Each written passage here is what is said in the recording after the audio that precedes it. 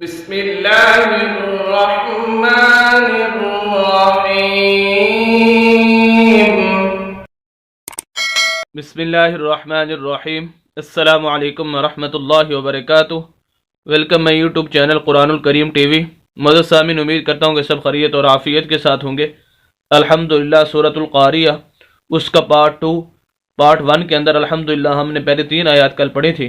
آج انشاءاللہ پارٹ 2 شروع کرنے جا رہے ہیں، آیت نمبر 4، اور آگے کوشش کریں گے اگر آیت نمبر 5 ہو سکا، تاکہ ہماری ویڈیو جو ہے وہ زیادہ لمبی نہ ہو جائے، لینتھی نہ ہو جائے، کیونکہ ہمارا مقصد آپ کے سامنے 1-2 آیات پڑھنا ہی نہیں ہوتا، چند الفاظ پڑھنا ہی نہیں ہوتا، بلکہ ہمارا مقصد یہ ہوتا ہے کہ ان آیات اور ان الفاظ کی روشنی کے اندر آپ کو تمام اصول و ضوابط اور تجویدی قوانین بتائے جائیں، جن کو مد نظر رکھ کر آپ بقیہ قرآن کی صحیح طریقے سے تلاوت کر سکیں۔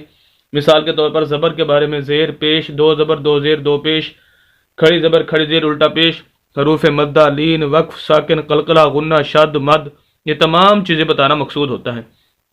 اگر آپ 24 گھنٹے میں سے 5 سے 7 منٹ نکال کر ہماری ویڈیوز کو سننا شروع کر دیتے ہیں تو چند دنوں کے اندر انشاءاللہ آپ قرآن کو صحیح تجوید کے ساتھ پڑھنا سیکھ جائیں گے۔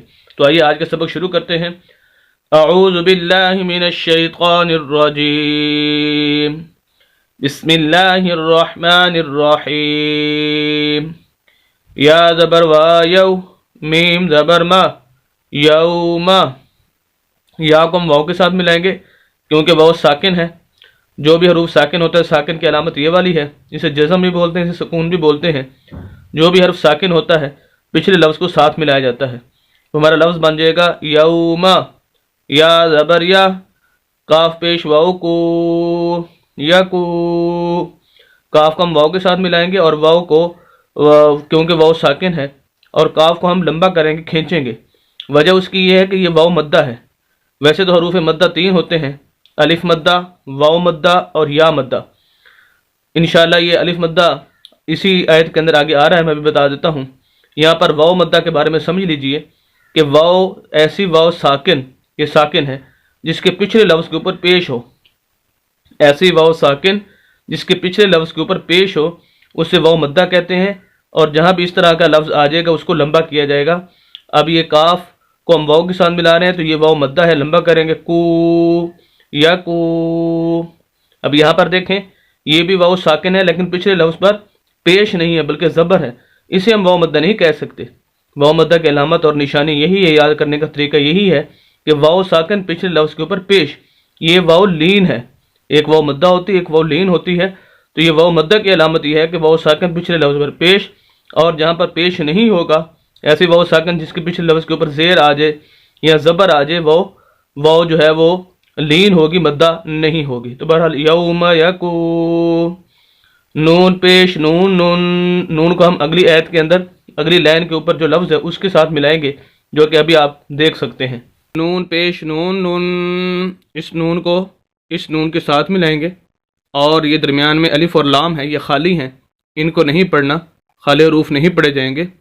اور نون کے اوپر یہ شد ہے، شد والے لفظ 2 مرتبہ پڑھا جاتا ہے، ایک مرتبہ پچھلے لفظ کے ساتھ ملا کر، جیسے ہم نون کو اس نون کے ساتھ ملا رہے ہیں، اور دوسرا اس نون کے اوپر پھر زبر ہے، اس زبر کو ہم پڑھیں گے۔ نون زبر الف نا، یکونون، اور یہاں پر غنہ کریں گے کیونکہ نون مشدد ہے، نون مشدد میم مشدد، اس پر غنہ کیا جاتا ہے۔ غنہ کہتے ہیں ناک میں آواز لے جانے کو، تو یہاں پر غنہ ہوگا۔ نون زبر الف نا، یکونون، یہ دیکھیں یہ الف مدہ ہے، جیسے میں نے پہلے بتایا تھا واو مدہ کے بارے میں، یہ الف مدہ ہے کہ ایسا الف جس کے پچھلے لفظ کے اوپر زبر ہو۔ الف سے مراد الف خالی، یعنی اس کے اوپر کوئی حرکت اوپر نیچے نہ ہو، ایسا الف جس کے پچھلے لفظ کے اوپر زبر آ جائے اسے الف مدہ بولتے ہیں۔ تو واو مدہ کے بارے میں پڑھ لیا، اور الف مدہ کے بارے میں بھی، اس کو بھی لمبا کرنا ہے، اس وجہ سے ہم نون کو کھینچ رہے ہیں۔ ہمارا لفظ ہو جائے گا یوم یکونون، سین پیسو، ناسو، یوم یکونون ناسو، کاف زبر لام کل، فا زبر فا، کل فا، یہ درمیان میں الف ہے، خالیہ نہیں پڑھیں گے۔ را زبر الف را، کل فرا، الف مدہ، ایسا الف جس کے پچھلے لفظ پر زبر، یہ الف مدہ کہلائے گا۔ یہاں پر بھی الف، یہ جو تعریف الف مدہ کی وہ یہ ہے کہ الف کے پچھلے زبر یہاں پر بھی پائی جاتے ہیں، لیکن کیونکہ ہم کاف کو آگے لام کے ساتھ ملا رہے ہیں اس وجہ سے یہ الف خالی ہو جائے گا، پھر یہ الف مدہ نہیں کہلائے گا۔ کالفرا، شین زیر لام شل، کالفراشل، میم زبر با مب، سا پیش ووسو، مبسو، یہ میم کو با کے ساتھ ملائیں گے اور سا کو واو کے ساتھ، یہ با کے اوپر ہم قلقلہ کریں گے، مبو، اس وجہ سے ہم پڑھ رہے ہیں۔ قلقلہ کہتے ہیں آواز کو ہلا کر پڑھنا، آواز کے اندر حرکت پیدا کرنا، اور قلقلہ 5 حروف پر ہوتا ہے، قاف، طا، جیم، دال اور با۔